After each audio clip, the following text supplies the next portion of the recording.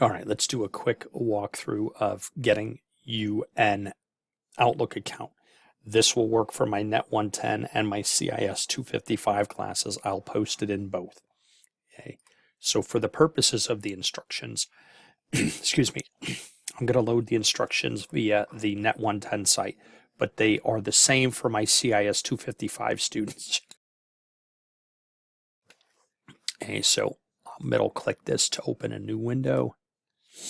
And here are the instructions. The problem is when we try to sign into Azure Labs using ltric.edu, we don't have an educational license. I'm just the instructor, so I'm not really certain what, if anything, we can do to get this fixed. So the workaround is Outlook. It's free. Now, if you have a Yahoo address or things like that, that would also work. Excuse me, what I'm trying to do, I'm trying to separate your work stuff from your personal account, right? I have a Yahoo account that I've had for a long time, but I have my own Outlook account. So I suggest doing this in an in-private browser. That way, if you've signed into office.com or to outlook.com previously, it's not going to auto-sign you in. Okay, so I'll bring over the page. Okay, so you can see I've got an incognito window here for Chrome. Okay, just go to outlook.com and it will redirect you here. Okay, sign in once you have an account, but to create an account, you're going to click create a free account. And you're just going to type in, whatever you want your address to be. I'm not sure how many Michael Kellys there are on the planet that have a Microsoft account. So let's make this fictitious one. I'm going to cancel this prior to the end. Now, how you handle this is up to you. Okay. How I'm going to handle it is, I don't know why my search provider keeps switching over to Google, or to a Yahoo. Okay. Random password generator. Okay, and any one of these will suffice. Okay, I'll use LastPass. Okay, I'll change the length to 16, something you're going to remember. All 4 of the character types are allowed. Copy this password. You want to download this password wallet? Okay, LastPass, well, maybe you have an opinion of it, maybe you don't.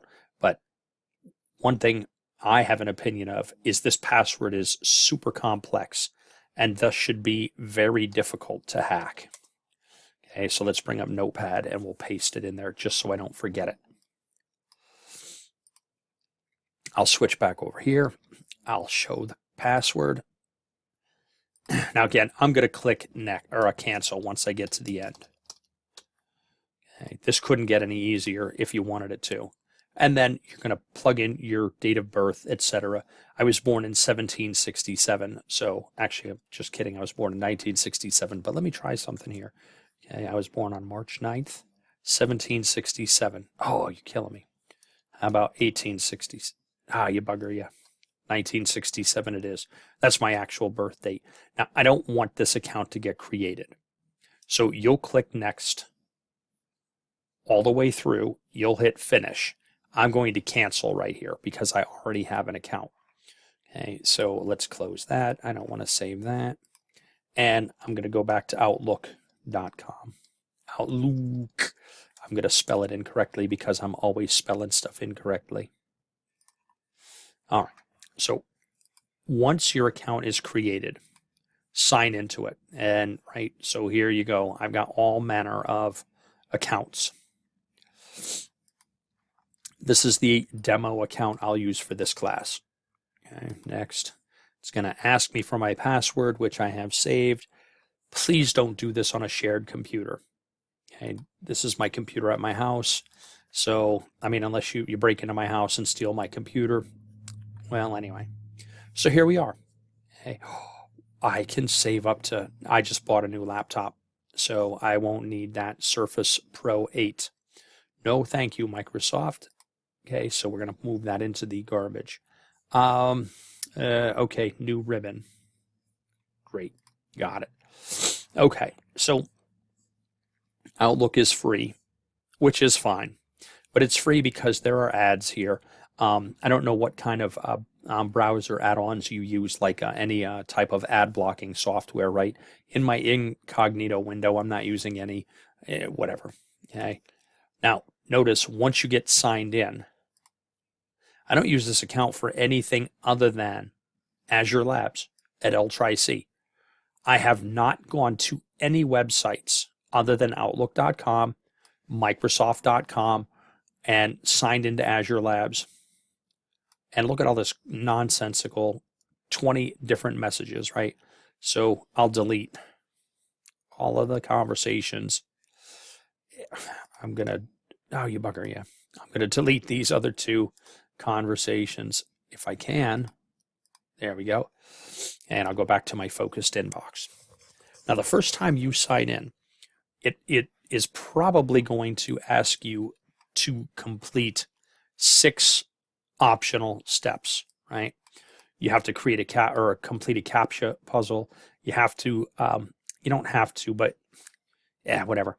Complete as many of the 6 steps as you want. None of them are required. What I want you to do is, from this account, send me an email with this information, right? So the to account is to my L-Tri-C account. The subject line, your name, right? So here's an example, right? If you're in my CIS 255 class, your name, comma, a space, CIS 255, the section number, comma, new email address. What I'm trying to do here is gauge your ability to follow simple instructions. If you can't follow simple instructions, I cannot trust you to complete complex instructions. So I may not give you complex instructions. Not so bad when you're a student. That's terrible at work, though. Can't get promoted, can't get a raise, unless you can be trusted with additional responsibilities. If I get an email from you with some subject line other than this, you're going to lose 50% of the points. Hey, I hate being such a stick up my behind, hardliner about this kind of stuff. But towards the end of the semester, when at least one of you comes to me and says, yeah, I sent you that email 3 months ago, don't you remember? Okay, I should be able to search this subject line. And if I find it, whoops, that's my fault. I didn't give you proper credit for that assignment. If I don't find it, well, okay. So you can find the course number and section number in the top left corner. Okay, so sign into Canvas, sign into your course. Here it is. Okay, write it exactly the way that you see it here. Okay, again, what I'm trying to do is group all of Mike Kelly's assignments together. Okay, so what I want from Mike Kelly is all 15 of his assignments for the semester. I don't want one Mike Kelly and another one called Michael Kelly and another one called M. Kelly. Okay, I like to try to be as consistent as I can with my naming conventions. Okay, I'm OCD about that. Okay, so anyway, once that's done, okay, you're going to sign into email. You're going to type or select new email. You're going to email me. Notice the spelling of my last name. Okay, Kelley. Let's make sure I spelled it all right. We'll add a subject line. Hey, nothing's stopping you from doing this.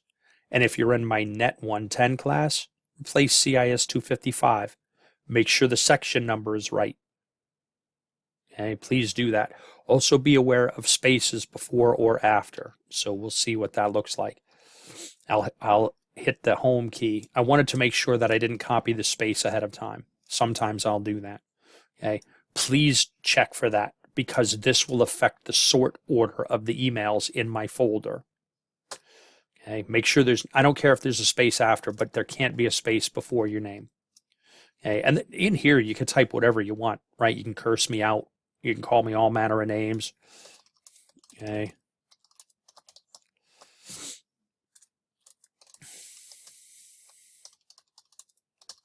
See, there you go. Okay. And then you're just going to hit send. That's it. You just earned a free 10 points. Okay. Now, you can use this account now for whatever else you want.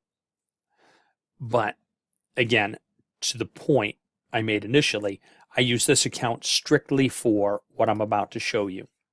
Okay. Now, this is an old class, but once I get the email from you, I will log into Azure Labs as the professor of the class, and I have to, I guess, uninvite all of your L-Tri-C email accounts and instead invite your Outlook account.